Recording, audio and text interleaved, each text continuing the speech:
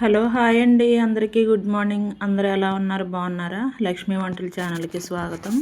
ఈరోజు వంట రెసిపీ వచ్చేసి చిన్న చేపల పులుసు అండి. ఎలా చేశానో కావలసిన పదార్థాలు తయారు చేసుకునే విధానం ఒకసారి చూసేద్దాము. ప్రాసెస్లోకి వెళ్ళిపోదాం. చూసారా ఎంత కలర్ఫుల్గా ఎంత బాగుందో, చాలా బాగుంటుందండి. ఈ విధంగా ఈ ప్రాసెస్లో ఒకసారి ట్రై చేసి చూడండి. ఇదిగోండి, చేపలు అయితే శుభ్రంగా ఈ విధంగా అయితే కడిగేసి పెట్టేసుకున్నాను. అక్కడ మార్కెట్లో చేపిస్తే సరిగా చేయట్లేదనమాట. అందుకే నేనే చేశానమాట ఇంటి దగ్గర. మనం చేసుకుంటే ఇంకా డౌట్ ఉండదు కదా.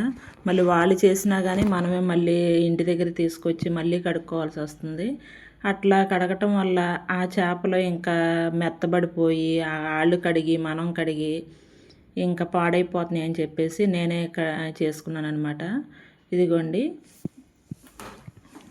ఇక్కడ ఒక కళాయిలో మనం చేపల కర్రీ దేంట్లో అయితే చేస్తాం అనుకుంటున్నామో అది పెట్టుకుని, నేనైతే ఇంకా స్టవ్ వెలిగించలేదు, కానీ అక్కడ కొంచెం హైట్లో ఉందని చెప్పి మీకు కనిపిస్తానికి అక్కడ పెట్టి అయితే ఇవన్నీ కలుపుతున్నాను.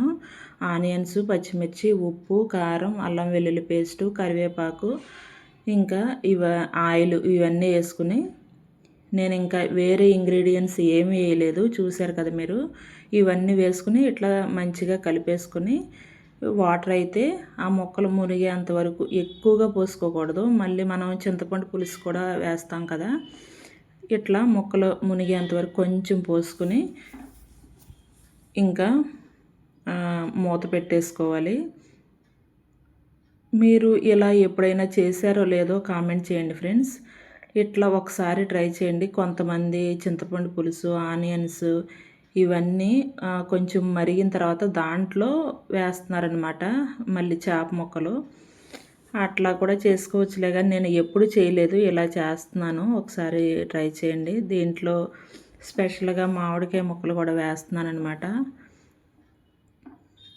ఇట్లా మనం కొంచెం ఈ వాటర్ పోసాం కదా, అవి కొంచెం ఒక 5 నిమిషాలు అయిన తర్వాత ఇట్లా మామిడికాయ ముక్కలు వేసుకోవాలి. ఎందుకంటే ఇవి కూడా ఉడకాలి కదా.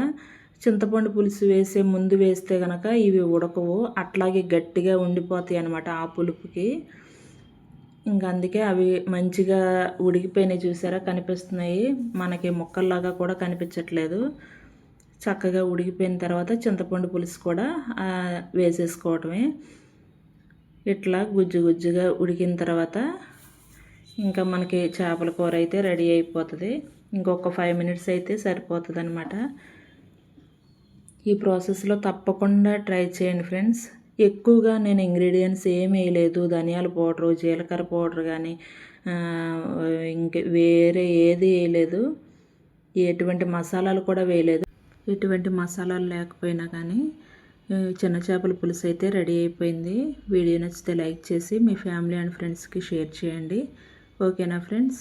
ఈ ప్రాసెస్లో తప్పకుండా ట్రై చేసి చూసి కామెంట్ సెక్షన్లో కామెంట్ చేయండి ఎలా వచ్చిందో. Thank you for watching friends.